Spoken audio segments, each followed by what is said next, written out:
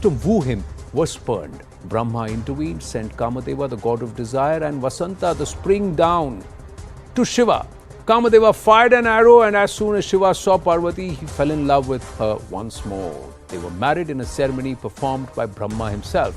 Kamadeva looks like a handsome youth who rides upon a large green parrot named Sukha. His bow is made of sugarcane, its bowstring is made up of honeybees, and his arrows are made of flowers. Indeed, this description can be found as early as the Rig Veda in the most ancient of Hindu scriptures, which dates back to at least 3,000 years. Kamadeva's parrot Sukha also represents spring as well as romantic love, as parrots are often observed living in pairs. Thank you for watching.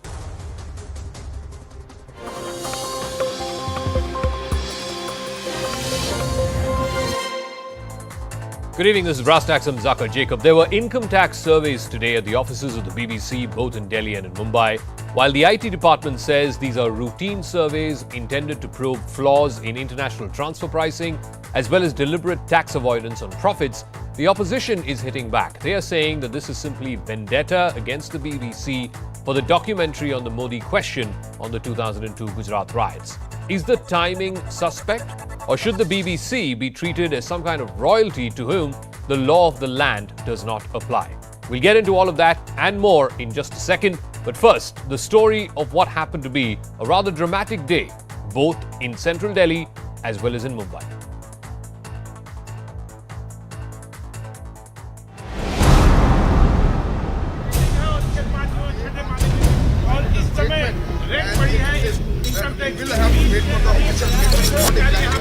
आप लोग कौन रखते हैं?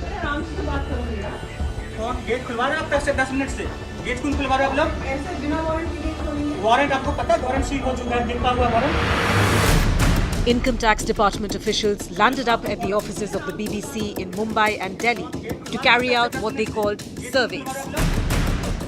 The British broadcaster has been accused of international taxation and transfer pricing irregularities.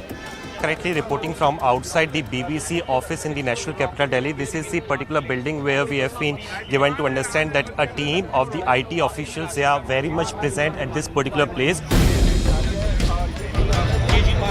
The tax department survey comes weeks after the BBC aired a two-part documentary on Prime Minister Modi and the 2002 Gujarat riots.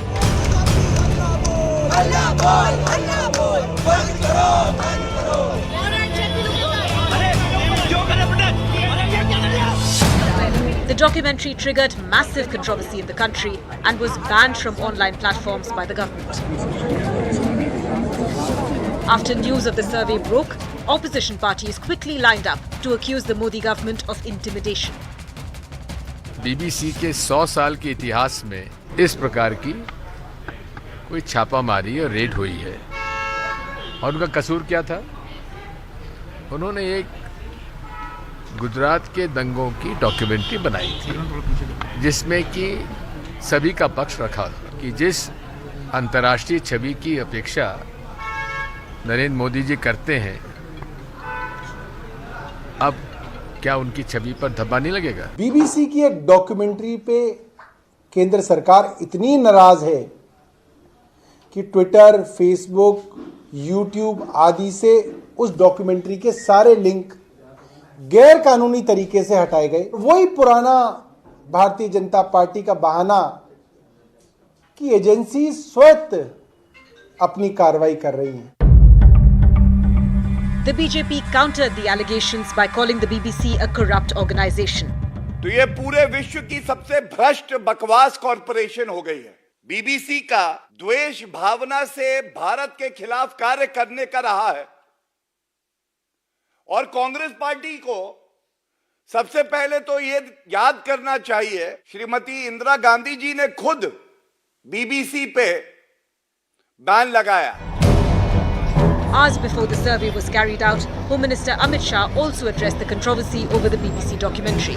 ये तो मोदी जी के पीछे 2002 से कर रहे हैं, और हर बार मोदी जी मजबूत होकर, सच्चे बनकर और जनता की ज्यादा लोकप्रियता हासिल कर बाहर आए हैं।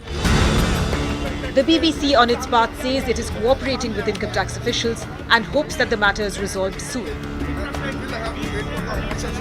So is the survey political vendetta or simply the law catching up? So why exactly is the IT department surveying the BBC's offices both in Delhi and Mumbai? Now, according to sources in the IT department, the BBC India has come under the Income Tax Department's radar for a very long time, and the matter relates to violation of transfer pricing clause. Remember, BBC India is operating here on behalf of BBC London and producing television content and other news material on behalf of its parent company. The clause of transfer pricing is invoked when the department finds that a particular organization is billing less to its parent organization as compared to market prices. But at the same time, the associated organization is not keeping an arm's length distance either. On the issue of transfer pricing, BBC India has received various notices from the Income Tax Department. However, it has not replied to any of them, being defiant. Now, while the opposition, especially the Congress, is accusing the Modi government of intimidation, Indira Gandhi herself had cracked down on the BBC. The first instance was in 1970, when the BBC was expelled from India for 2 years for allegedly portraying the country in negative light. And then in 1975, the BBC was banned along with all foreign broadcasters during the emergency time. In 2009, when the UPA was in power, the BBC was issued a tax notice under Section 148 of the IT Act for reopening assessment. And in 2015, a BBC documentary on the Nirbhaya gang rape was banned from being telecast by the courts. I want to first go across, before I go to our guests, I want to first go across to my colleague Nikhil, who's joining us live from outside the BBC office in central Delhi. These raids have been going on from the morning hours. How long has it been? Is there any word from inside as to when it's going to wrap up and what exactly they've managed to procure up until now? So Zaka, it's been more than 9 hours since the raid is underway. We have been given to understand that at about 11:30 a.m. or close to 12 p.m. this morning, a team of the IT officials, close to 10 to 15 of the IT officials, they had reached at this particular place. This is the location at KG Mark in the National Capital Delhi, where the office of the BBC is placed at. And we have been given to understand that not just the accounts and the finance department, Zaka, but in fact all the workstations, they are thoroughly being scanned by a team of the IT officials, and also they have sought password for each and every workstation. So not just the file and documents, but also the workstations are being scanned. We were given to understand that when the raid started in the very first place, at that time the cell phones were seized by the IT officials, but now the fresh update says that all the cell phones have been returned, but they have been strictly advised not to speak to any of the persons who are outside of this particular office in KG Mark in the National Capital Delhi. And also at the same time, we have been given to understand that if speaking of the workstations in particular, only 50% of the scanning has been done so far. That means a lot of the work needs to be done. So they might come back tomorrow as well. They could seal the office as well, but there is no official statement which has come out from the IT department. So we have to wait for a while as to when this entire exercise, so to say, or the survey, as is being said since this morning, when this ends.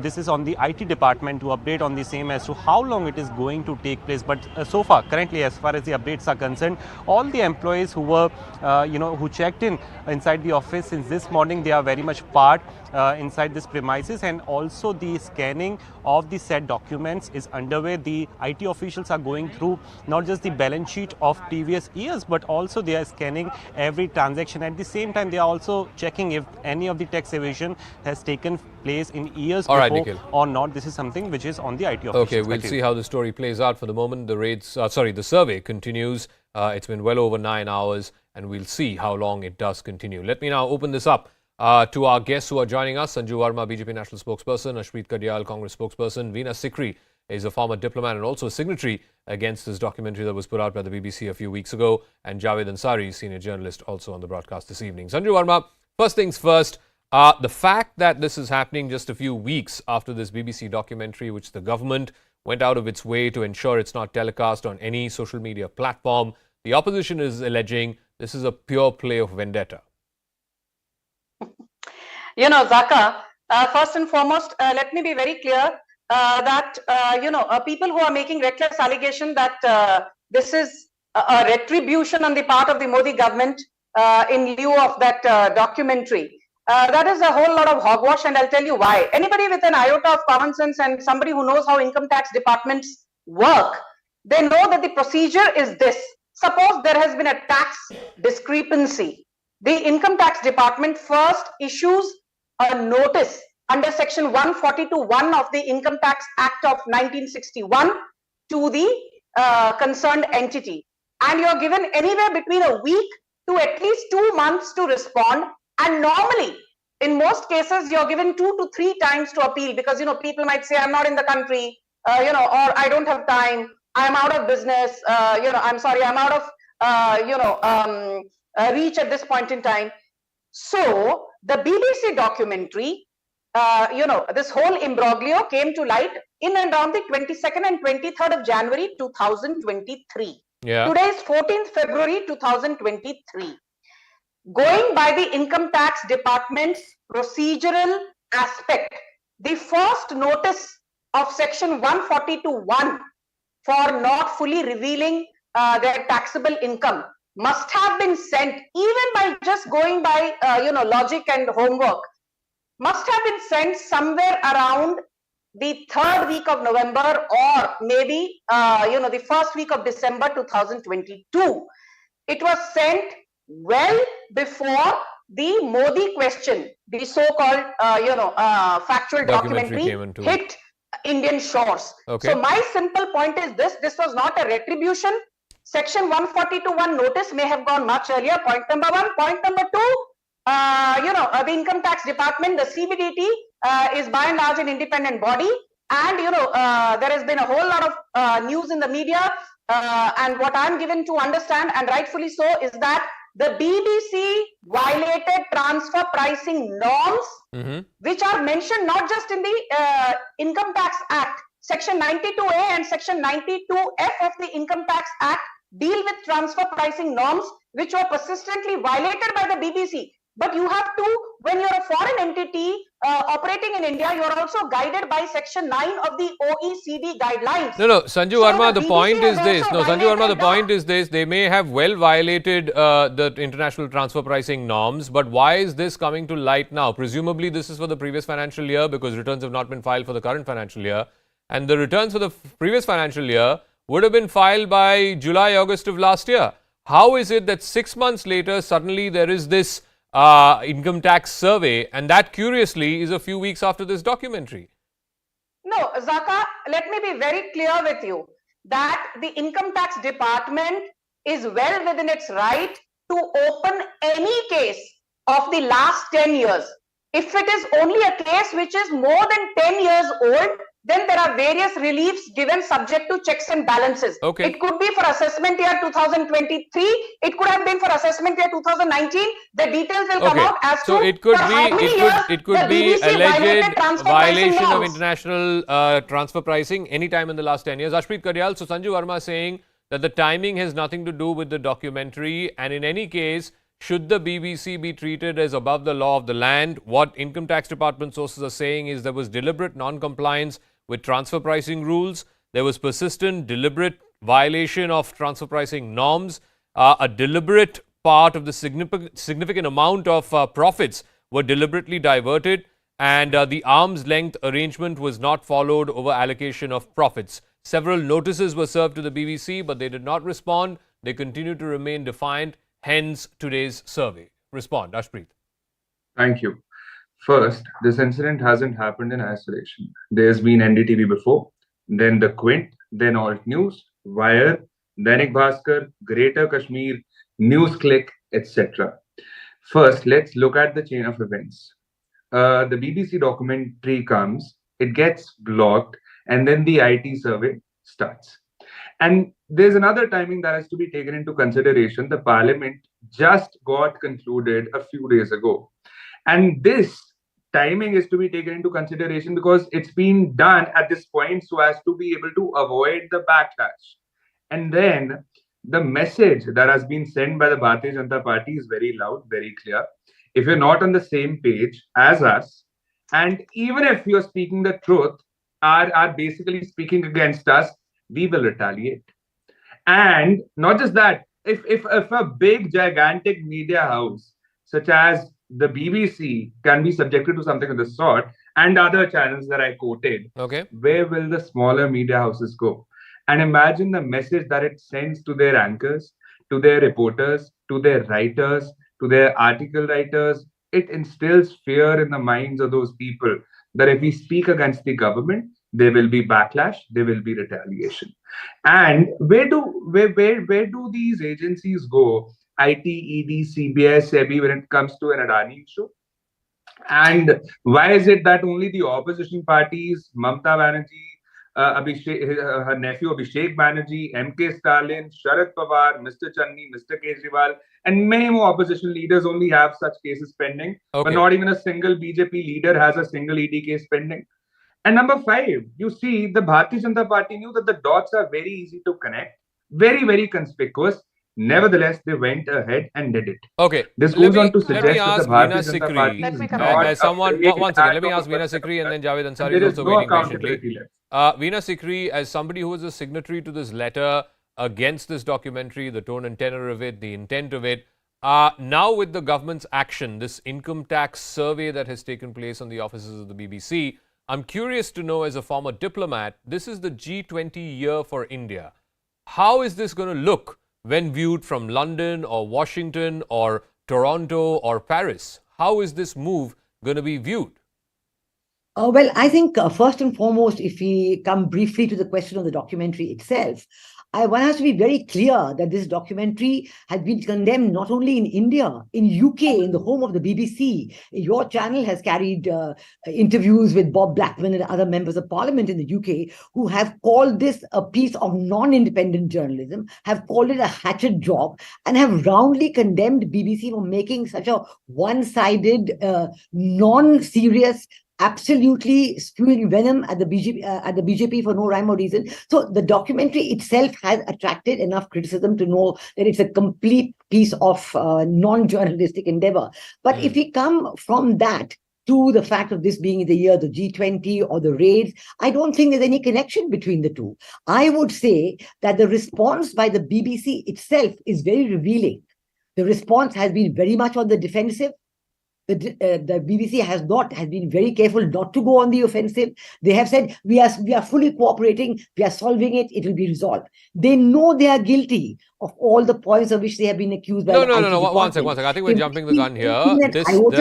I've seen the 3-line statement that they've put. It's very boilerplate. It's very likely that their lawyers advised them to put out that statement. So let's not jump to conclusions here. What I'm trying to get at, and I think the essence of my question is, when you are hosting such a big summit, you want to come across as the big boy in the room. You want to come across as the big power. By going after whoever it is, BBC or any other international media outlet. Now, the government can, argue till the cows come home that it has nothing to do with the documentary. I'll leave that to the better judgment of our viewers, whether the documentary and its fallout has anything to do with today's survey. But the fact is, that's how it's going to be viewed in capitals around the world. They're going to look at this action and say that, look, this is the action of a very thin-skinned government. No, I don't think one should see it. Every government does its own, whatever they think is right for the moment. And within every government, there are different aspects of the government. There could be the judiciary, the executive, the legislature, the media. They all do their own steps, whatever they consider right at the moment. Just because the income tax department has decided at this point to come in and fulfill, they've been asking questions of the BBC for a long time. They have not received an answer. So now they're doing a survey. It's not even a raid. They're just asking for answers to the questions they asked. So I don't think any government of the G20 would blame the Indian government for doing something in the Let me ask Javed Ansari, the thing that the BJP says is the Congress should be the last people to be preaching any lessons on media ethics or independence of journalism. In 1970, the Indira Gandhi government expelled the BBC for 2 years. This was over quote-unquote negative portrayal of India. This happened on a show, on a documentary. In 1975, when the emergency happened, the BBC was again among foreign media that was barred entry into India. In 2009, when the UPA was in power, the BBC was issued an income tax notice under Section 148 of the IT Act. So when the Congress says that, this government is anti-media, it's crushing the press and so on and so forth, it's not like the Congress's record is any better. Look, Zaka, political parties adopt positions depending on where they stand. That being said, assuming for argument's sake that what happened in the Congress under the Congress rule was wrong, how does it justify what is happening now? Just early this morning, soon as we learnt of the raids, the BJP spokesperson went on air, and look at the kind of language that he used against the BBC and against the. So therefore, to say that the timing this is too much of a coincidence, and to say that no, let's to say that no, this is just an inspection. So in what is the difference between inspection and raid? You've seized laptops, you've seized for mobile phones of journalists who were reporting, which we now subsequently learned that have been returned to the journalists. So now a raid is called an inspection, is it? You call it by whatever name, we know what is happening. And the sheer coincidence of this. If there were issued notices, why act now? I mean, why didn't you act earlier? Let's not kid ourselves. We know what is happening. And in my view, the BBC is being made to pay for what it did a couple of weeks ago by airing that video. And so much is being made of that video. Because of all this hangama, more people have gone and watched this video than they would have done under normal circumstances. Okay, so let me come back to Sanju Verma. I mean, one of your spokesperson colleagues today, even as these raids were continuing, even before the IT department could put out any statement, came out and called the BBC brushed bakwas corporation, literally translating to corrupt nonsense corporation. When you've already jumped the gun calling it corrupt, on what basis have you come to that conclusion? Haven't you jumped the gun even before the investigators could come to some conclusion? You know, Zaka, I am actually not upset, but I'm rather amused. With no offense to Javed Ansari, we being questioned as to why we are pointing fingers at the BBC because, we don't have enough incriminating evidence. Let the income tax department take a call. They, I'm sure, have enough incriminating prima facie evidence to go ahead and conduct a survey, point number one. Point number two, it seems everybody in this country has freedom of speech and freedom of expression under Article 19, barring Prime Minister Modi. I mean, people, not like Mr. Ansari, but there are so many belonging to this certain cabal and ecosystem, despite the apex court of the country, the Supreme Court, in no uncertain terms, giving an unconditional clean check to Prime Minister Modi, going so far as saying that Teesta Setalvad deliberately wanted to keep the pot boiling with an ulterior motive, despite such an unconditional historic verdict in June 2022. People still have the audacity to say that BBC is only doing its job. BBC was trying in that documentary to undermine the judicial system of our country. It was trying to undermine the Supreme Court's final verdict in the Gujarat riots case. And most importantly, one thing which everybody in your audience needs to know, that forget India, in its own home country, the BBC is involved in a tax imbroglio with the British government. It has set aside, I urge you to go and check the BBC's balance sheet. It has set aside £12 million for a tax dispute in its balance sheet dated 2018-19 for the year 2018-19, and for the year 2016-17. It is again involved in a tax imbroglio and has set aside £8.3 million. No, Sanju Verma, can I ask a simple question? No, Sanju Verma, you are saying that on the one hand you are saying the survey today has nothing to do with the documentary. On the other, you are saying you're also saying that the documentary was a hit job. It was to undermine the judicial institutions and so on. But you can't have it both ways. No, one second, ma'am. Let me finish my question. You cannot have it both ways, where on the one hand the survey has nothing to do with the documentary, and yet at the same time the documentary is all evil and it needs to be clamped down upon like a ton of bricks. You can't have it both ways. The documentary was a hit job, Zaka. That is point number one. Point number two, I told you that the income tax section 142 notice must have been sent in November or December of 2022. There is the BBC documentary. So why wasn't that publicized in November or December of 2022? No, why are we hearing of this now, today, 3 weeks after the documentary was barred? Why do you not want to hear about it? It should have been made public. It should have been made public. No, you can spin it any which way you want, Sanju Verma. Fact is that people both here in India and abroad will view this as, Oh, the timing No, is they are questionable not. because The BBC is not 3 holier weeks than after the thou. documentary It was is barred, facing a you're having tax now an dispute income in tax the survey. Be United that as it Kingdom may. itself. Let me go back to Ashpreet Kadyal of the Congress. Again, the question that I asked Javed Ansari, if Mrs. Gandhi banned the BBC for a good 2 years and the heavens did not fall, why should the heavens fall for an income tax survey? One, that case and this case is entirely different. One has nothing to do with another. However, for the sake of arguments, one, that isn't wrong. Even if it would have been wrong, still two wrongs do not make one right. The Bharatiya Janata Party still stands exposed. Number two, the BJP spokesperson says that a notice must have been sent. This so-called must have been sent. Where is that notice? Nobody knows about that. Nobody's seen it. And if you really are very confident about it, not really, apparent from the words though, please show us the notice. And this, as a matter of fact, is a self-goal that's been done by the Bharatiya Janata Party and goes on to suggest that even this compliance of sending a notice was not done by the IT. Number two, the Bharatiya Janata Party on one hand says that it's not a raid, it's really just a survey. And on the other hand, they call the BBC Bhrasht Bakwas Corporation. One, exposing yourself, and second, showing the spite, the hostility that you have towards that channel, and the limits and levels that you can cross, in order to retaliate just because somebody is not on the same page.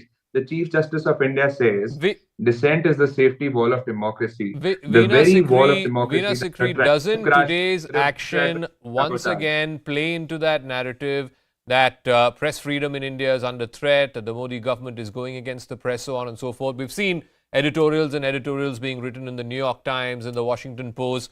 Today's action only further sort of accentuates those narratives and those suspicions. It doesn't take away from them. No, I think that we do not have to be apologetic about this at all. We are doing things, the institutions of the Indian democracy are doing whatever they are supposed to be doing. Let us respect them for that and not keep looking back over our shoulders at organizations like the New York Post and New York Times and Washington Post and The Economist, who themselves are compromised, who themselves are known to be doing hatchet jobs on India on behalf of other people who are pressurizing them. So I think we do not have to be apologetic at all. Within ourselves, within India, we are fully free to debate. We are talking about it. Some may agree, some may not agree. But let us wait and see what the income tax comes out with. And let us wait and see what the BBC comes out with. I don't think if they had anything... if they had felt they were in the wrong, by now they would have said so, lawyer or no lawyer. And even their London office would have said so. Javed, I'll give Javed the final word. Taking off from what Veena Sikri said, that why should India be worried about what the New York Times has to say or the Washington Post has to say? I mean, the fact that we are having a 9 p.m. primetime debate on this channel, on this broadcast, on this story, is proof enough that media freedoms are very much alive in India. Yes, Zaka, and it's also proof, there is also enough evidence and more that it is increasingly under threat. But yes, I do agree that income tax authorities are very much within their right to probe whoever they suspect of wrongdoing, BBC or no BBC. But I will again reiterate, the timing is far too much of a coincidence. Okay, we'll leave it at that. We'll see how this story plays out. Remember, the raids are still going on, at least in the Delhi office. When we checked with our reporter, the raids were still going on. It's been 9 hours plus. We are hoping for an official statement once the raids conclude. And again, we don't know if the survey will go into the next day as well, whether there is need for, and I stand corrected, it's not raids, it's survey. That's the official term that the IT department is using. So that survey is still continuing. It's still continuing even as we speak.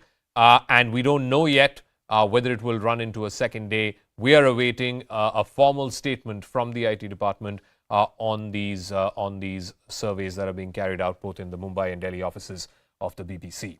All right, let's move on to the other big story, and this is coming in from the state of Tamil Nadu, where for the second time in 6 months, the Tamil Nadu Waqf Board has been accused of land grab. The Waqf Board allegedly illegally obtained 57 acres of agricultural land at the Vepur village, this is in Ranipet district, but the board has denied any foul play and blamed farmers for encroachment. CNN News 18's Purnima Murli has this ground report.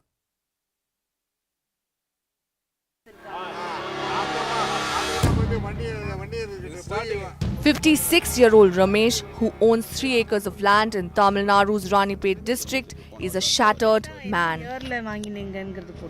The land, which he bought in 1980, has been transferred to the state Waqf Board. They wait for 70 years. Every வருஷம் கோர்ட்ல போய் fight பண்ணி இன்னைக்கு Ayodhya கட்டறான். Waqf lands are those endowed for charitable or religious use. Ramesh says, despite submitting documents showing he legally bought the land, it was transferred to the Waqf Board. We were asked to submit all the original documents. 2 days later, the collector's office had told the media that my document was fake. We were heartbroken. When we came to know that our land has been transferred, we went to the collector's office for an explanation. There was no intimation from the collector's office before transferring our property. 2 days later, teams came to our land to demolish the sheds and water pump set. When I tried questioning the officer, they asked me to move court and fight the case.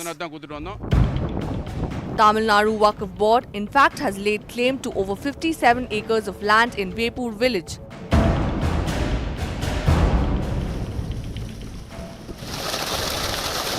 Another farmer, Palani, alleges teams were sent to lay claim to his 3.5-acre plot of land. A few officers came to our land. Police entered our agricultural land. I fainted after seeing them. I told them not to take away my land. They also bought a JCB. I threatened them with life and my daughters came to my rescue. They said they have no one except me. I have 5 daughters and we'll all rely on the agricultural land for a living. A Supreme Court order last year says land can only be transferred to the Waqf Board after an open hearing and negotiation with the owners. The Tamil Nadu Waqf Board says they have evidence of their claim on the land and are ready to hold negotiations with the other landowners. Out of 57 acres, some portion of land has been already disbursed to so many individuals in the 60s and 70s. Apart from that, 3.5 acres were left, which is belonging to Waqf institution. Now, one particular individual is claiming that it belongs to them. If it is belonging to him legally, they can claim or they can challenge before the court of law also. CNN News 18 spoke to the district administration, who said they are awaiting a response from the land authorities. They said, and I quote, a report has been sent to Commissioner of Land Administration. A response from them is awaited for further action. Waqf Board has claimed over 57 acres. 3 acres have been transferred to them so far. Was due process followed in the transfer? For Ramesh, the answer holds little consolation. With Purnima Murli, Ishita Bhadri, CNN News 18. So what exactly qualifies as Waqf property? Now, it's given in the name of God for religious and charitable purposes. It can be formed through a deed, but neither the person who created the Waqf nor its beneficiaries are entitled to ownership. A Waqf becomes a public property that cannot be given away, it cannot be sold, mortgaged, inherited, or simply even disposed of. Non-Muslims can also create a Waqf provided they profess to Islam. And the objective of creating a Waqf has to be Islamic because a Waqf property is permanently dedicated to Allah. So how exactly is a Waqf property identified? The Waqf Board collects information on properties it believes belongs to the Waqf. Then the Waqf Board conducts an inquiry on the property and based on that it zeroes in on the surveyors involved. If the board is satisfied, then it claims that the property belongs to the Waqf Board. Now, the decision of the board is final unless it is modified or revoked by the Waqf Tribunal, which is the same legal powers as exercised by civil courts in the country. So, how much Waqf land is actually there across the length and breadth of India? As per the 2006 Sachar Committee, there were 4.9 lakh registered Waqf properties across India. These are spread over 6 lakh acres of land. The market value is close to 1.2 lakh crores across the country. The annual income at that point of time, the income from this land, this is agricultural land as well as non-crores, this was in 2006. Whereas as per the Sachar Committee, the potential annual income could be as high as 12,000 crores. So let's break down the number of immovable Waqf properties that have been listed, that have been officially registered with various RDOs across the country. There are a total of more than 8.5 lakh properties that are there across the length and breadth of India, of which a little over 2 lakh properties have been registered in the state of Uttar Pradesh alone. Next comes the state of West Bengal. 80,000 properties have been registered as Waqf properties. In Punjab, that number is slightly less, 75,000. In Tamil Nadu, where you saw the story from a moment ago, it has 65,000 registered Waqf properties. 61,000 in the state of Karnataka, and in Kerala, it is 52,000.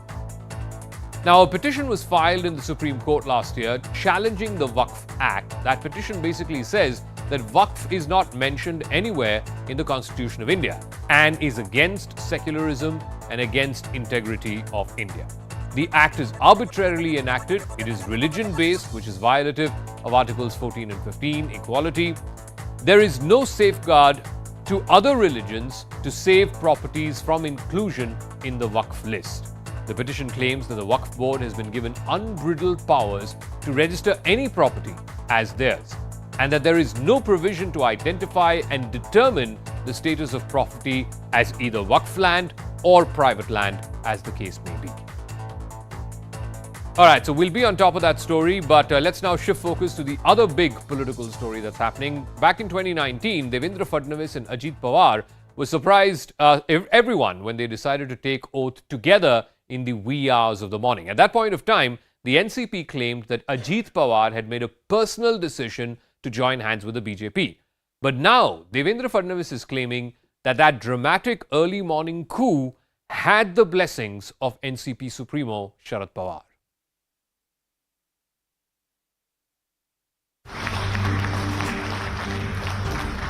मी देवेंद्र गंगाधरराव फडणवीस ईश्वर साक्ष शपथ घेतो की कळवणार नाही किंवा त्यांच्याकडे उघड करणार नाही.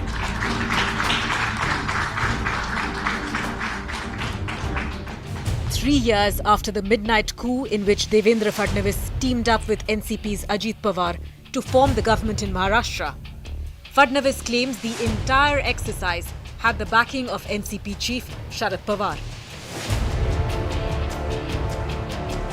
In an interview to a channel, Fadnavis said, and I quote, "We had an offer from the NCP that they needed a stable government and we should form such a government together. We decided to go ahead and hold talks. The talks happened with Sharad Pawar. Then things changed." Unquote. The change that Fadnavis is referring to is Ajit Pawar quitting the government 80 hours later. But Sharad Pawar hit back, denying Fadnavis's claims. मला वाटतं की देवेंद्र हा एक सुसंस्कृत माणूस आहे, सगळे माणूस आहे आणि असत्याचा आधार घेऊन अशा प्रकारचे सेशन ते करतील असं मला कधी वाटलं नाही. The 2019 Maharashtra political potboiler started with Shiv Sena falling out with long-time ally BJP. Then, as the Shiv Sena strayed towards the Congress-NCP alliance, in a pre-dawn action, Fadnavis and Ajit Pawar took oath.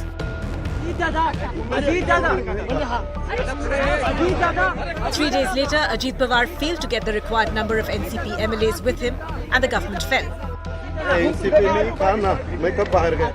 Ajit Pawar returned to the NCP and was seemingly forgiven by his uncle.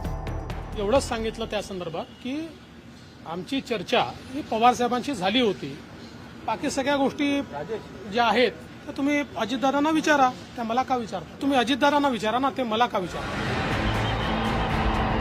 Shiv Sena, which went on to form the government with NCP and Congress, rejected Fadnavis's claim. जेव्हा महाविकास आघाडी सरकार स्थापित झालं, आमच्याच लोकांनी आमच्या पाठीत खंजीर खुपसला, पण अजूनही पवार साहेब, अजितदादा असतील, मग काँग्रेस असेल, उद्धव साहेबांच्या मागे आणि शिवसेनेच्या मागे सोबत ठामपणे उभी आहे. Shiv Sena went on to face a coup of its own when Eknath Shinde joined forces with the BJP and brought down the Maharashtra Vikas Aghadi government.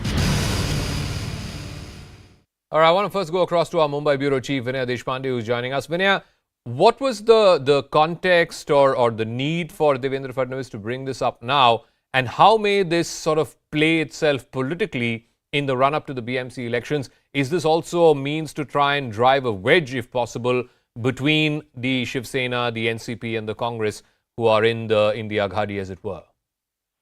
Well, absolutely, Zaka. It's not just the BMC elections, but the state is also gearing up for two bipoles, two very crucial posts at this point, made with the Kasbah, made with the Pimpri Chinchwad, which are going to happen just a few days later. There are also local body elections which are lined up, giving the results of the last few elections where the BJP hasn't exactly performed in a very stellar manner, and the Maharashtra Vikas Aghadi's performance has been quite substantial.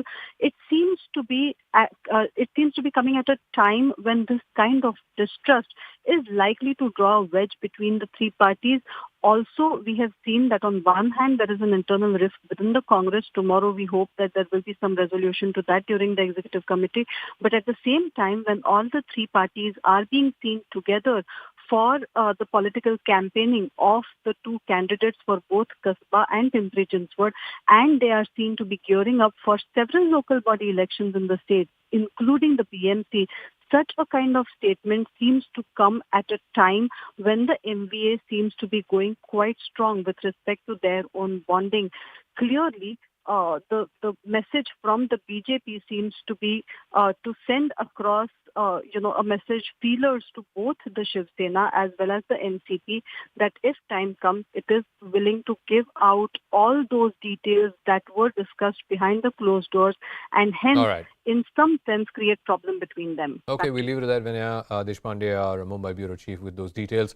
Sanju Verma, BJP national spokesperson, is there with us. Brijmohan Srivastav is NCP spokesperson. Sanju Verma, also what my colleague Vinaya said a moment ago, the reason why this is being brought back, something that happened in 2019, Devendra Fadnavis now alluding to the fact that Sharad Pawar was very much in the loop, is to try and drive a wedge within the Aghadi just before not just the BMC elections, there are a couple of crucial by-elections happening as well that are coming up. And then, of course, you have the big state election itself in 2024.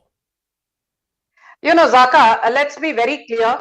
You understand Maharashtra politics well enough to know that in 2019, the Maharashtra Assembly elections, in fact, even the Lok Sabha elections of 2019, where the Shiv Sena fought on a couple of seats, in every big election prior to, the BJP and Shiv Sena, or let me call it the Uddhav Sena now, it no longer is the Shiv Sena in its original form. Prior to that big split happening, on every small and big election, be it Lok Sabha, be it local body, be it civic body, be it the assembly elections of Maharashtra, Shiv Sena would always have Prime Minister Narendra Modi and Devendra Fadnavis on their hoardings.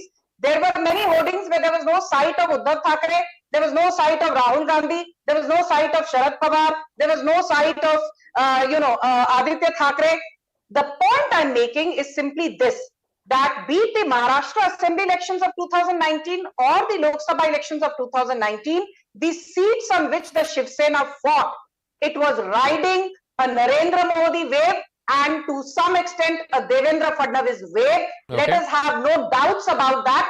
And for Sharad Pawar to now suddenly develop selective amnesia and say that I thought Devendra Fadnavis is a cultured guy and he's a gentleman. What is so uncultured about simply saying that the three-day government, which had Fadnavis as the CM and Ajit Pawar as the deputy CM, had the blessings of Sharad Pawar? I mean, anybody who knows anything about politics knows that the final, buck stops at Sharad Pawar's doorstep in the NCP. So let me ask Brijmohan Srivastav, is it inconceivable that such a thing happened without the knowledge of Sharad Pawar? Because as Sanju Verma was saying that, everything in your party, the final buck rests with Sharad Pawar. And it's not just one Ajit Pawar who rebelled and ran away or whatever. There were other leaders also who were there very much at the swearing-in ceremony that happened at 6 a.m. on Raj Bhavan. So to say that Sharad Pawar was in the dark or he was clueless, just doesn't cut ice. Exactly. देखिए कि अगर देवेंद्र फडणवीस साहब को ये बात कहनी थी तो मैं सोचता हूं उस दिन कहनी थी जिस दिन उनकी सरकार वहां पर गिर गई थी और वहां विकास अघाड़ी ने अपनी सरकार बना ली थी। आज 3 साल बाद वो जो कह रहे हैं, ऐसा कह के उन्होंने राजनीति में किस प्रकार से उनको बेवकूफ बनाया गया है, उन्होंने खुद ने यह संदेश दिया है। क्योंकि और यह हो क्यों रहा है? हो इसलिए रहा है कि आदरणीय एकनाथ शिंदे साहब उनकी बात को चलने ही नहीं दे रहे सरकार में। दूसरा, इनको तकलीफ यह है कि ये डिप्टी चीफ मिनिस्टर क्यों बने। ये तो चीफ मिनिस्टर की लड़ाई लड़ रहे थे अभी, इस पूरी खोखा सरकार जो उन्होंने बनाई है, इसमें इनकी पूरी कोशिश ये थी कि ये खुद सीएम बने, लेकिन इनको मौका नहीं मिल पाया। तीसरी बात अभी ये हुई है कि जो ये सब शरद पवार को अटैक करने से इससे क्या फायदा होगा? मतलब शरद पवार को अटैक करने से जो आप कह रहे हैं कि शिंदे साहब चला रहे हैं सरकार, क्या वो कम हो जाएगा? सर, मैं वही बता रहा था आपको। अभी क्या हुआ कि विधान परिषद के चुनाव हुए, उसमें नागपुर में भारतीय जनता पार्टी के उम्मीदवार पूरी तौर से हार गए।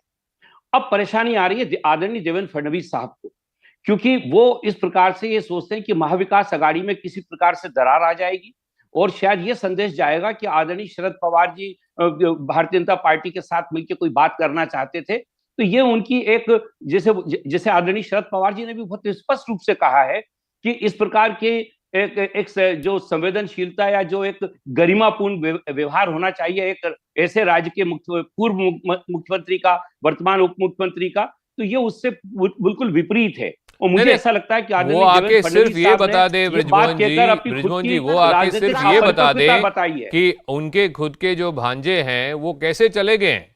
मतलब बिना उनके नॉलेज के, बिना उनके कंसेंट के, उनके खुद का जो नेव्यू है वो कैसा चला जा सकता है। और आप कह रहे हैं कि शरद पवार, आपकी पार्टी तो अल्टीमेटली फैमिली रन पार्टी ही है ना, और फैमिली का पेट्रियार्क को कोई आइडिया ही नहीं।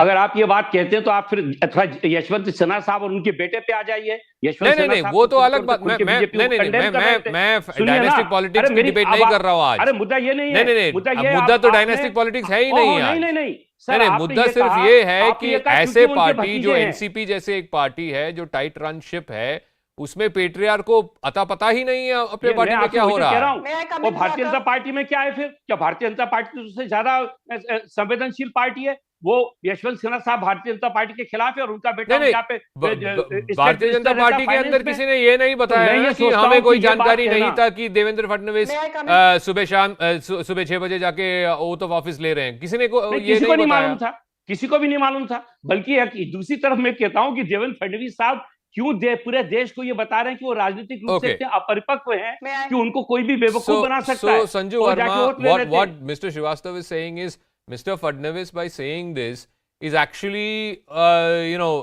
exposing himself. He is saying that, Mr. Srivastava is saying that this shows, the lack of seriousness or the fact that, he got played, for want of a better phrase. Okay. He's showing him. एक second, इनको जवाब देने दीजिए please. या Sanju Verma. Mr. Srivastava, मैंने आपको नहीं टोका। Zaka, let's be very honest. I always say that, numbers rarely lie.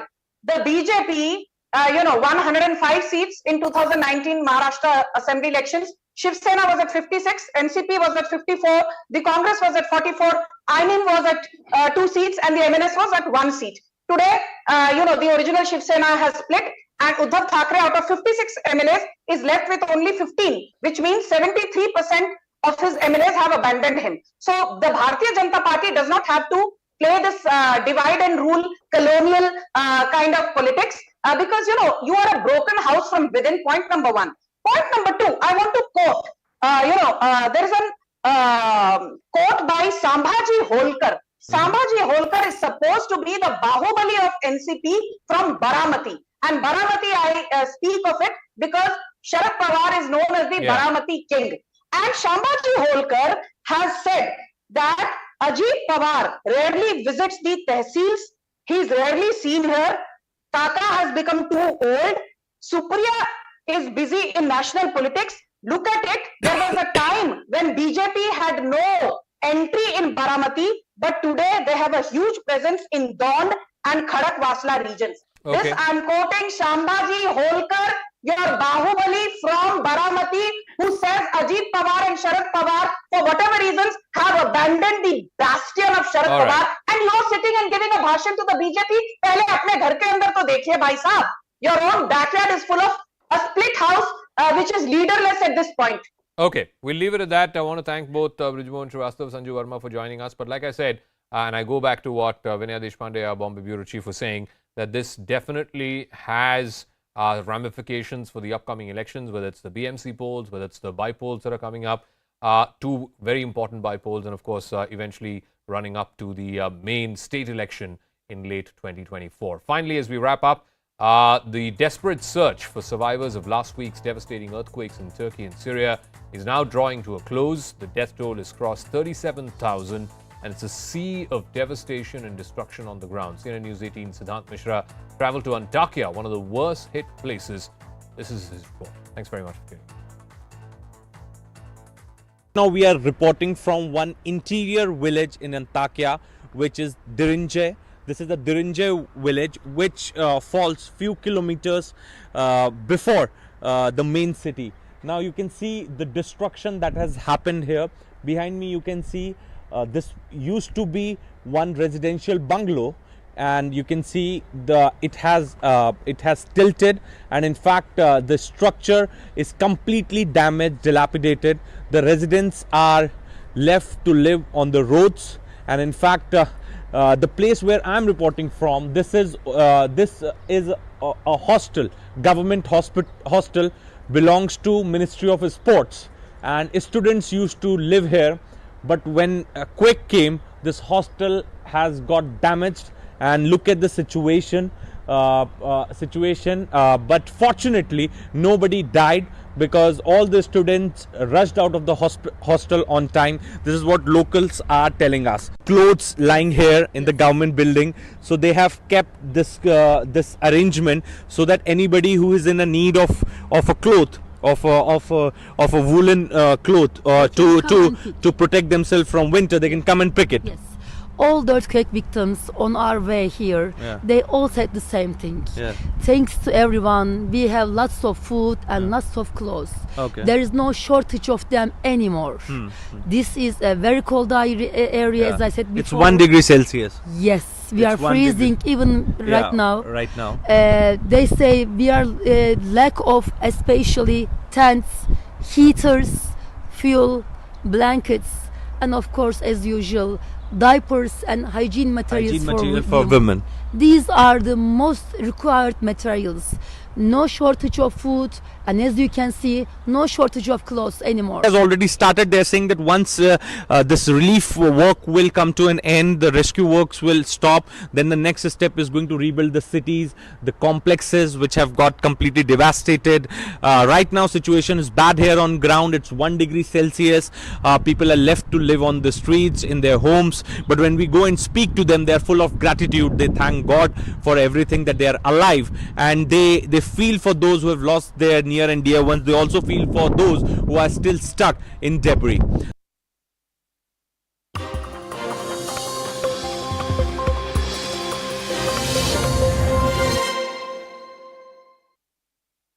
Given to understand that the internal message has been circulated for all the officials, all the staff members, all the employees of BBC India, that they are not required to show up today for work and for this week as well. So what exactly is transpiring inside when the team of officials are present? This is something that we will have to wait for a while to get the official version. IT teams are there at BBC offices in both Mumbai and Delhi. The details of why they are there still awaited. The initial details do say that there are IT raids that are being conducted in Mumbai and Delhi. We're also being told that an emergency message has been circulated to all the employees who are working in both these offices. They've been requested not to go to office today and for this entire week. This was circulated among the staff of the BBC. However, we do know that their phones have not been seized. We have managed to ascertain that information.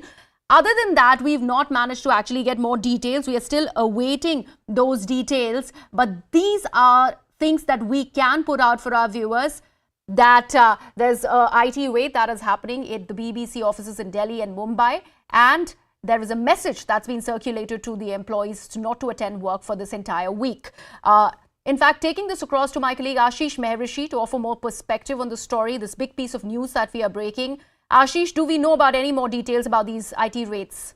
So the information as of now with us is that it's not a raid. It's basically a survey, which is basically it's absolutely different from the raid. But obviously, there is a political twist to the entire story, because there was recently a film which was circulated, which was in fact even blocked by the Indian government, and the allegation of the income tax department can be that this action is basically only after the government basically blocked the film, which was basically targeting Narendra Modi, current Prime Minister, on issues basically related to the Godhra riots. So certainly there's going to be a political twist to the entire story. But as of now, what we can confirm is that it's not a raid. That is for sure. My sources in the income tax department tell me that it's not a raid. It is basically it's basically a survey. And survey is basically, where, it can be converted into a raid later on in case they are able to find certain details which basically, point out to any tax evasion. But as of now, yes, all we can confirm is that there is a survey which is happening at the BBC office in various locations, which include Delhi and Mumbai. Okay. Ashish, thank you so much for clarifying that for our viewers. Once again, putting it out there, it's an IT survey that is happening at BBC offices in both Mumbai and Delhi. However, Ashish, this thing that you're mentioning about an income tax survey, this of course involves an investigation process that is carried out to actually ascertain the actual income and other, situations. Will this not be impacting the financial income and other stuff that obviously makes a part of the IT survey? Why else is the IT department involved? So, basically, whenever there is some information which relates to some sort of tax evasion or financial evasion, tax evasion by any organization, and the government believes, especially the CBDT believes so, the income tax department believes so, that there is some sort of tax evasion which has taken place, and that is why they can do a survey, and the survey can subsequently be turned into a raid. For any raid, you need basically the approval of the Director General, the concerned Director General of that zone. But here, if you need a survey, even a local officer can do a survey at a location, and if they believe so that there is some sort of tax evasion basically taking place. But obviously, when the organization is going to, when any government organization is going to BBC, an organization like BBC, then obviously, there will be eyebrows be raised. Reason being that there has recently been a film which basically targeted the current Prime Minister about the Godhra riots. So certainly there will be eyebrows be raised, but then these cases or these all obviously have to stand in the court of law. Whenever any action is... Ashish, thank you so much for that. In fact, we are playing those live visuals from outside the BBC office in the national capital, where IT team is currently at for undertaking that very survey that my colleague Ashish Mehrishi was talking about. And the conjectures that are going to be made because of this survey are many. And on those lines exactly is the Congress party now responding. Let's listen into the reaction that's come in by senior Congress leader Jairam Ramesh over this IT survey at the BBC offices in the national capital and in Mumbai. यहाँ हम JPC की मांग कर रहे हैं अडानी के मामले में, और वहां सरकार बीबीसी के पीछे पड़ी हुई है। विनाशकाले विपरीत बुद्धि। यहाँ हम जेपीसी की मांग कर रहे हैं अडानी के मामले में, और वहां सरकार बीबीसी के पीछे पड़ी हुई है। विनाशकाले विपरीत बुद्धि। यहाँ हम जेपीसी की मांग कर रहे हैं अडानी के मामले में, और वहां सरकार BBC... And my colleague Nikhil, who was with us on the broadcast, is now live with us from outside the BBC office in the national capital. Nikhil, what do you see? Have you managed to ascertain any more details? What is happening there? आवाज आ रही है? ठीक है। Outside the BBC office in the national capital Delhi, this is the particular building where we have been given to understand that a team of the IT officials, they are very much present at this particular place. But as far as the further details are concerned, we have been told that only the survey is currently underway. This is the reason why at both the major cities, in the national capital and in the financial capital as well, that is Mumbai, a team of the income tax officials, they are present. And as per the details, we have been also given to understand that a while back, a few members few officials, so to say, of the income tax, they had reached at this particular place. And if we talk about the precise location, this falls in the national capital Delhi. KG Marg is the area where the office is. You can see as of now the routine affair is taking place, but outside this particular office, and also I would like to show you the visuals from the reception side. You can see there is presence of Delhi police officials as well, and this is a particular sign when a team of the agency, so to say, when a team of the agency, they reach out for any of the either for the survey or for other kind of official activity. This is something which is very much evident with the same, that inside there is presence of the income tax officials, and also outside this particular place there is heavy presence Greha of the national.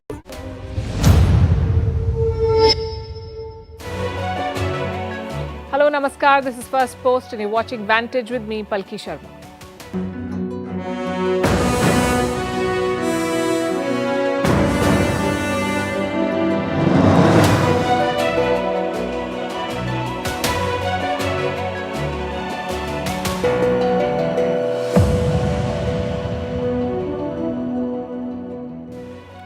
It's been an action-packed Tuesday. Social media is all about the BBC raids in India. We'll tell you what happened and what it means and how it happened before. Meanwhile, China is building a railway line through Aksai Chin. Security concerns for India. How is India's infra push coming along? In Europe, another president has issued an SOS call of sorts. The president of Moldova says Russia is trying to dethrone her. Closer home, Pakistan is becoming a parody of itself.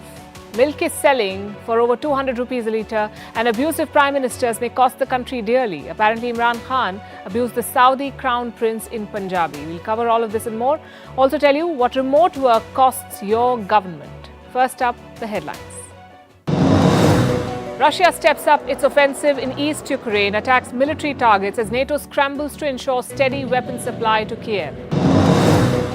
Air India seals a historic deal with France's Airbus and America's Boeing. The Tata Group-led carrier will acquire 250 aircraft from Airbus and 220 Boeing aircraft in the biggest ever aviation deal. Prime Minister Modi calls it a landmark event.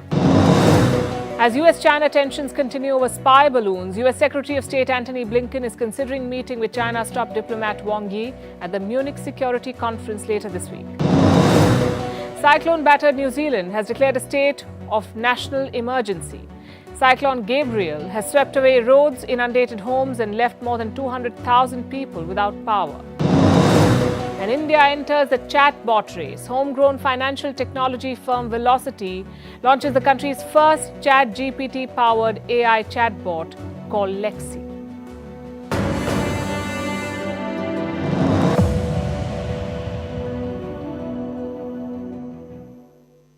The BBC is back in the news. No, not for a new documentary, but for an income tax raid.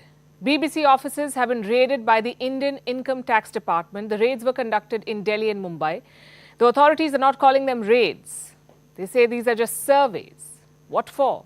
To investigate tax evasion. A team of 15 officials searched the offices in Delhi and Mumbai. They were looking for documents related to the BBC's business operations in India.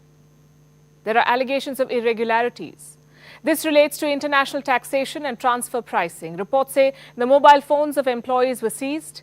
Those in office were told to return home. Those at home were told not to come to office. The reports triggered a storm on social media. Remember, this action comes days after the BBC broadcast a documentary. It relates to the 2002 Gujarat riots and implicates Prime Minister Narendra Modi, who was then the Chief Minister of Gujarat. The documentary came in for a lot of criticism. The Prime Minister of the UK said he did not agree with the characterization of Modi. The US government dismissed it, and India blocked it. Today's IT survey comes in the wake of this row, and opposition parties are criticizing it. They say the government is being vindictive, which is not surprising. This is what the opposition is meant to do. Would have been news had they supported the government's move. But here's something the opposition leaders may not bring up. The BBC has had a troubled history with India. It was launched as a mouthpiece of colonial Britain. And long after the British left, the broadcaster perpetuated their biases. The BBC has been repeatedly expelled from India, and every time it has been expelled, the Congress was in power. In 1970, they broadcast two documentaries, Calcutta and Phantom India, both by a French filmmaker. Both led to outrage among the Indian diaspora in Britain and the Indian government. They showed India in a bad light. The then Congress government banned the documentaries and expelled the BBC from India for 2 years. Then in 1975, when Indira Gandhi imposed the emergency, the BBC was expelled again. A statement signed by 41 Congress MPs accused the BBC of broadcasting quote-unquote notoriously anti-India stories.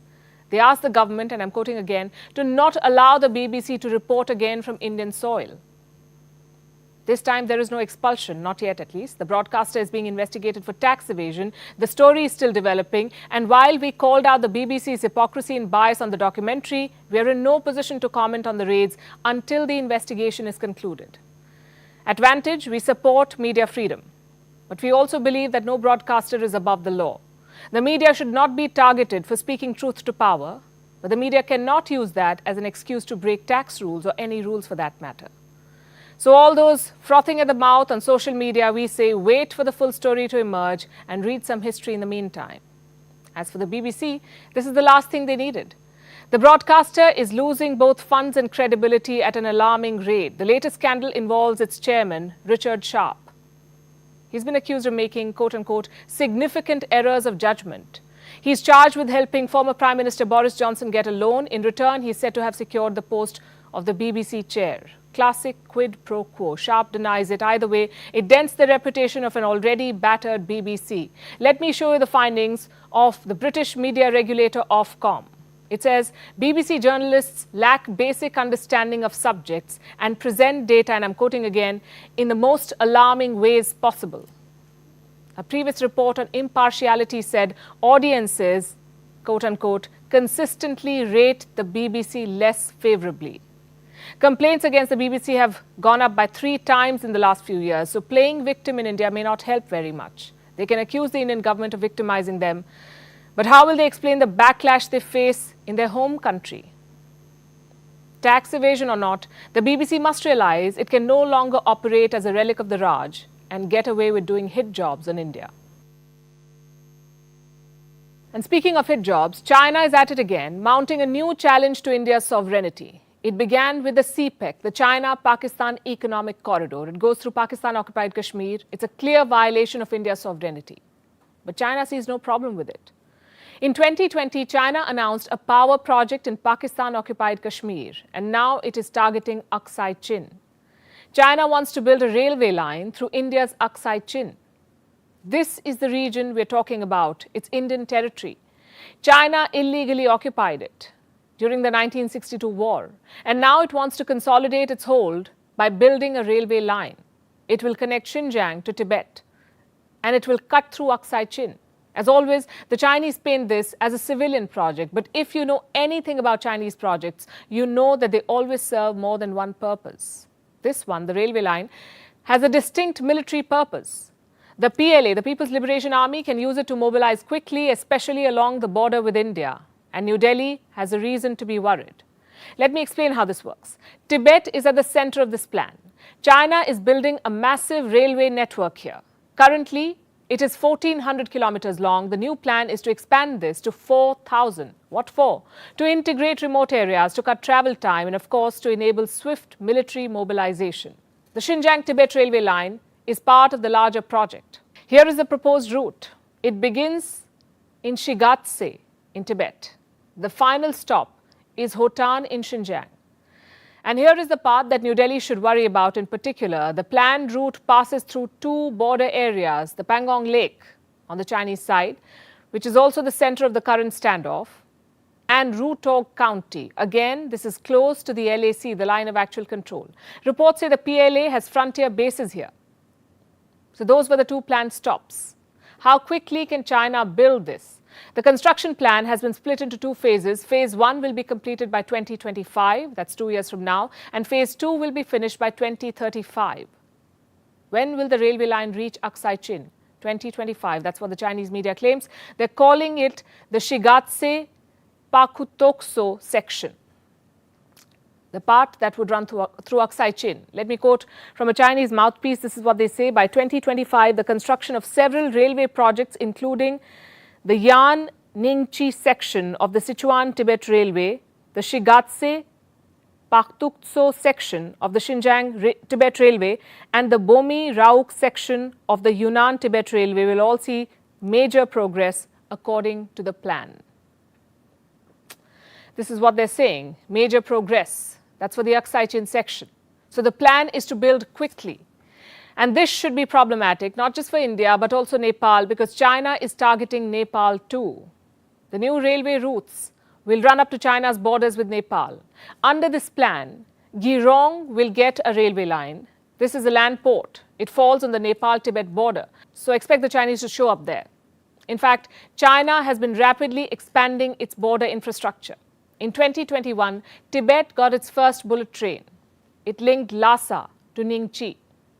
That's near the Indian state of Arunachal Pradesh. The railway line is barely 16 kilometers from the de facto border. Why is that a reason to worry? Because China claims the entire state of Arunachal Pradesh as its own territory. They call it South Tibet. There is no merit to China's claims. But then again, merit is the last thing that the Chinese care about. In 2021, Xi Jinping paid a visit to Tibet. It was the first visit by a Chinese president in 30 years. Do you know what he chose to highlight there? The bullet train project. The Chinese president even took a ride on the bullet train. The message was quite clear. China will continue to press with its territorial claims and build infrastructure to secure its hold. What is India's response? New Delhi is responding in kind, ramping up its own border infrastructure. India's strategy has two parts. Number one, building infra on the Indian side. The focus is on all states and union territories that share a border with China. The likes of Ladakh, Himachal Pradesh, Uttarakhand, Sikkim and Arunachal Pradesh. India is keen on improving connectivity to remote areas. More roads are being built. In fact, I have some data. From 2014 to 2022, India launched a massive construction spree. Over 6,000-kilometer-long roads were built. Compare that to the previous years. Between 2008 and 2014, India built just over 3,000-kilometer-long roads. So the pace of construction has doubled. That's part one of India's strategy. Part two involves India's immediate neighborhood. I'm talking about countries like Bangladesh, Bhutan, Nepal and Myanmar. India is investing heavily in these countries. It is funding connectivity projects, and dozens of them, like railway lines that connect Nepal to Bangladesh. And the Sitwe Port project, it connects Myanmar to India's Mizoram. How will these investments help? China wants to expand its influence in South Asia. It wants to build more ports and highways. This will pile debt on India's neighbors and create security challenges for New Delhi.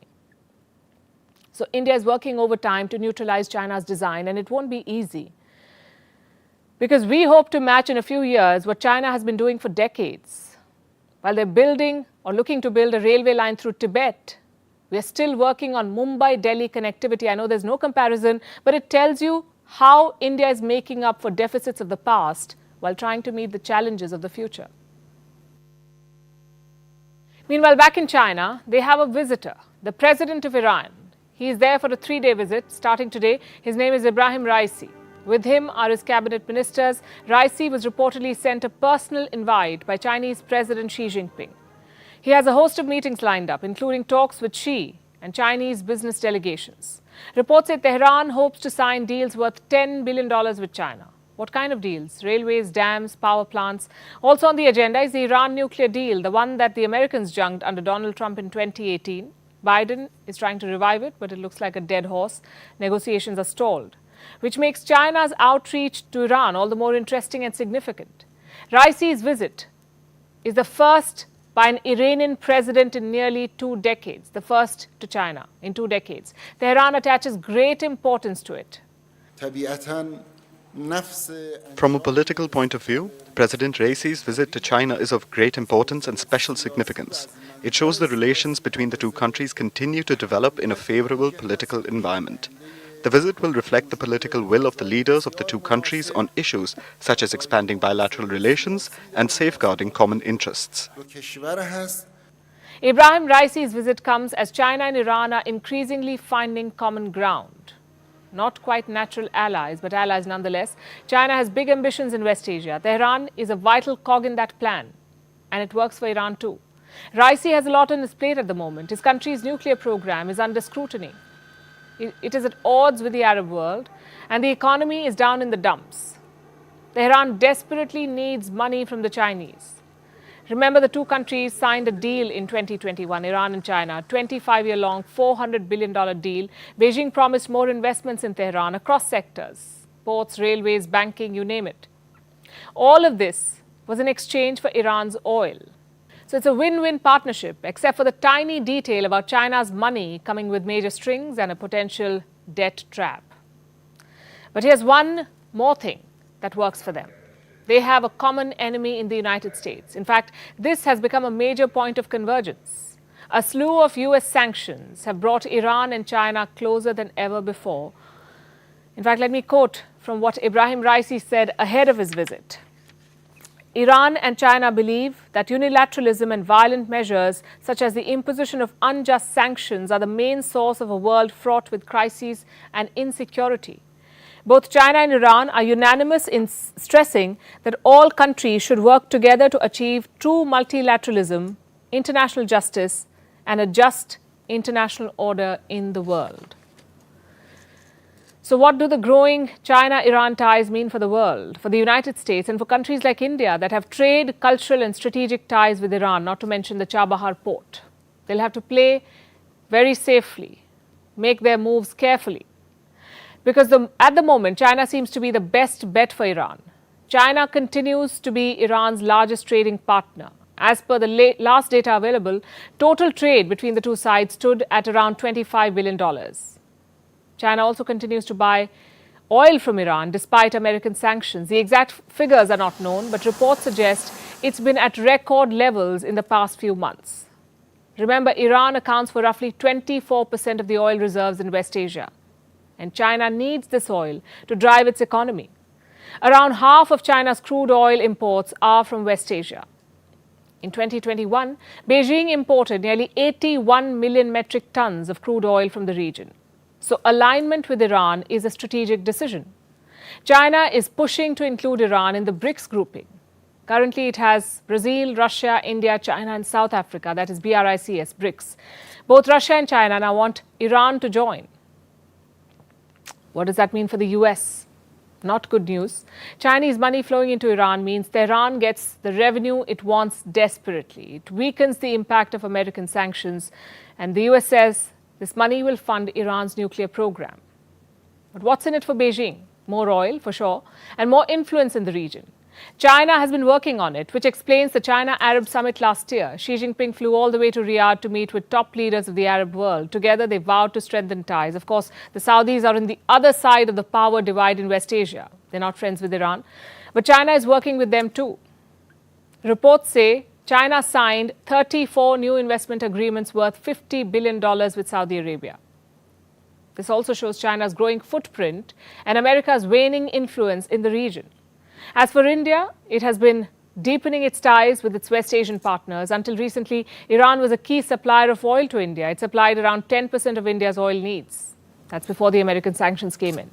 India also invested around $85 million in developing the first phase of the Chabahar port. And this port is very crucial. It will give India direct access to Central Asia. It will help India circumvent Pakistan, the Chabahar port. Now, with China's entry, India will have to be watchful. Also ensure that this project, Chabahar, is completed on time. As for Tehran, it wants to balance ties. Reports say it also offered a China-style strategic deal to India last year. That deal focuses on attracting Indian investments. It is reportedly under consideration. So long story short, Raisi's visit to China has wider implications. This is much more than a regular diplomatic visit. It's about who holds a strategic edge over the other and what that means for existing players. Vantage continues after a short break.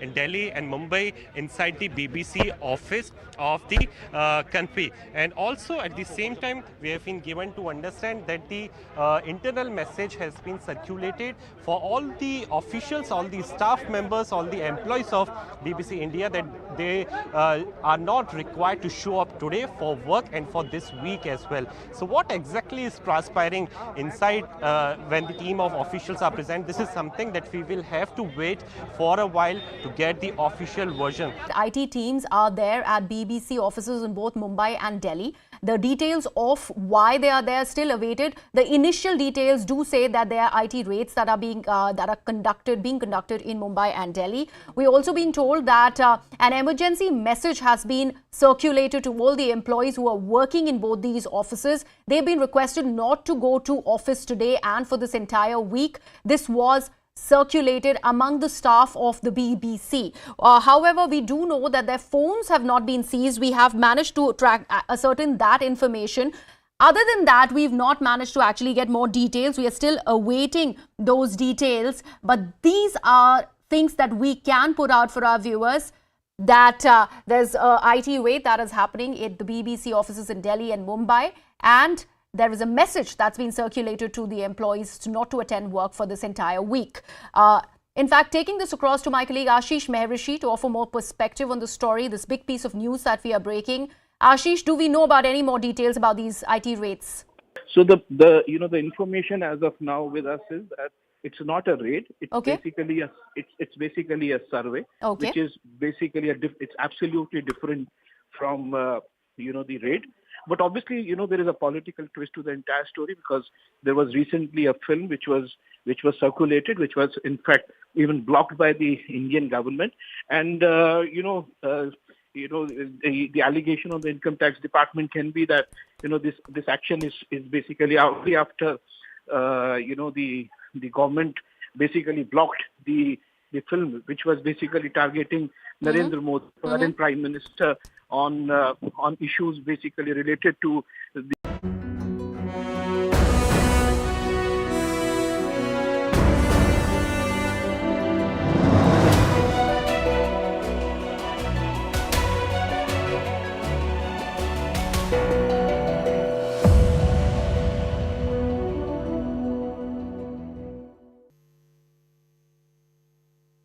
In Europe, another government says it faces a threat from Russia. We're talking about Moldova. Their president has warned of a Russian plot, a plot to topple her government and install a puppet regime. Quick primer. Moldova is a former Soviet state. It borders Ukraine. Along with Ukraine, it hopes to join the EU. It has taken a lot of Ukrainian refugees and doesn't support Putin's war. Now Moldova says Russia wants to install a government that supports the Kremlin. On what basis is the president making these charges? On the basis of intelligence sent by Kiev.